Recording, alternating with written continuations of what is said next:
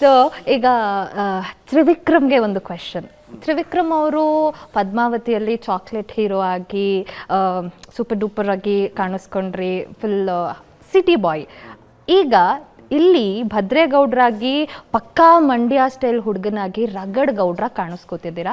So ಏನಾದರೂ changes, challenges ಅನ್ನೋದು ನಿಮಗೆ ಈ ಪಾತ್ರ ಸಿಕ್ಕಾಗ, ಈ ಪಾತ್ರದ ಬಗ್ಗೆ ಕೇಳಿದಾಗ ಏನು ಅನ್ನಿಸ್ತು ನಿಮಗೆ?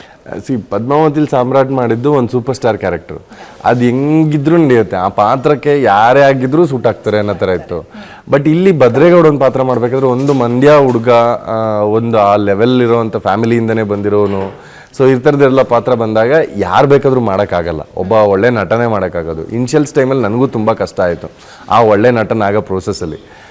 ಬಿಕಾಸ್ ಆ ಕ್ಯಾರೆಕ್ಟರ್ನ ಅರ್ಥ ಮಾಡ್ಕೋಬೇಕಾಗುತ್ತೆ, ಆ ಡೆಪ್ತ್ ಏನು ಅಂತ ತಿಳ್ಕೊಬೇಕಾಗುತ್ತೆ. ಬಿಕಾಸ್ ಇಲ್ಲಿ ರಿಲೇಷನ್ಶಿಪ್ ವ್ಯಾಲ್ಯೂಸ್ಗಳು ತುಂಬ ಇಂಪಾರ್ಟೆಂಟು, ಮಾತುಗಳು ಹಂಗೆ ಇರಬೇಕಾಗತ್ತೆ.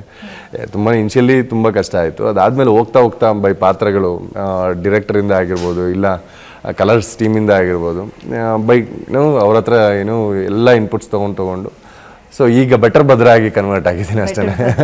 ಅಲ್ಲ, ನೀವು ವೀಕ್ಷಕರಿಗೆ ಆಲ್ಮೋಸ್ಟ್ ಕನಸಿನ ಭದ್ರ ಆಗೇ ಕಂಡ್ರಿ, ನಿಮ್ಮ ಪ್ರಕಾರ ಬೆಟರ್ ಭದ್ರ ಆಗಿದ್ದೀರಿ. ಯಾ. ಸೊ